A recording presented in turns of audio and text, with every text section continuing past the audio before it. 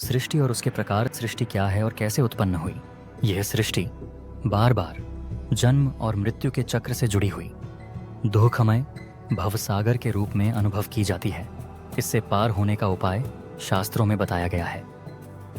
संसारति इति संसारा, अर्थात जो सदा गतिमान है, परिवर्तनशील है, नाशवान है, जो एक ही रूप में कभी नहीं रहता, वही संसार, वही सृष्टि है।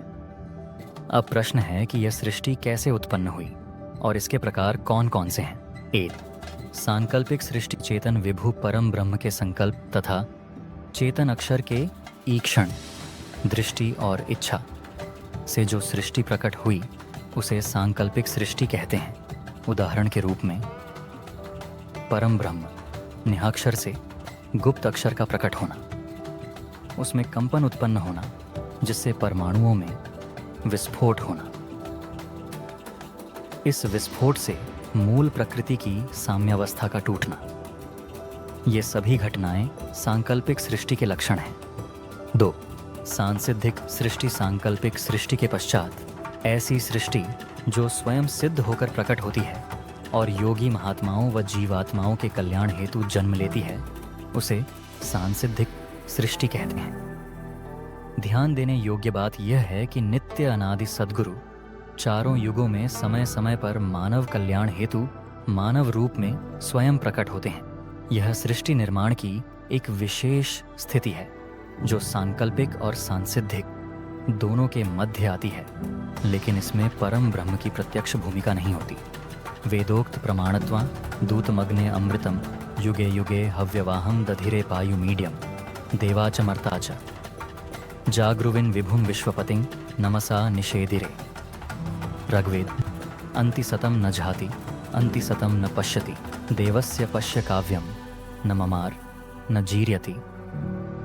अथर्ववेद वेदाहमितं पुरुषं महान्तं आदित्यवर्णं तमसः परस्तात् त्वमेव विदित्वा अयि मृत्युमेति नान्यः पंथा विद्यते यनाय। ऋग्वेद 3. अयोनिज सृष्टि वह सृष्टि है जिसमें स्थावर अचल पदार्थ होते हैं जो स्वयं चल फिर नहीं सकते, जैसे पहाड़, पठार, चट्टान, मैदान, समुद्र, झील, झरने, नदियाँ आदि। 4. योनिज सृष्टि के अंतर्गत 2 मुख्य वर्ग आते हैं। 1. स्थावर, चल फिर न सकने वाले जीव जैसे पेड़, पौधे, लताएं, घास आदि। इसमें जल में उगने वाले पौधे भी शामिल हैं, जैसे कमल और सेमाल। 2. जंगम, चल फिर सकने वाले जीव जैसे थलचर, जलचर, नभचर, उभयचर, जंगम। सृष्टि के अंतर्गत उत्पत्ति के आधार पर 4 प्रकार हैं। अंडज, अंडे से उत्पन्न जीव जैसे पक्षी, सर्प, मछली। जरायुज, पिंडज, गर्भ से उत्पन्न जीव जैसे मनुष्य, गाय, घोड़ा। श्वेदज, ऊष्मज, पसीने या ऊष्मा से उत्पन्न जीव जैसे जूं, लीख, कीड़े। विशेष टिप्पणी: शास्त्रों के अनुसार बंदर हमारे पूर्वज नहीं थे। यह धारणा झूठे इतिहास पर आधारित है।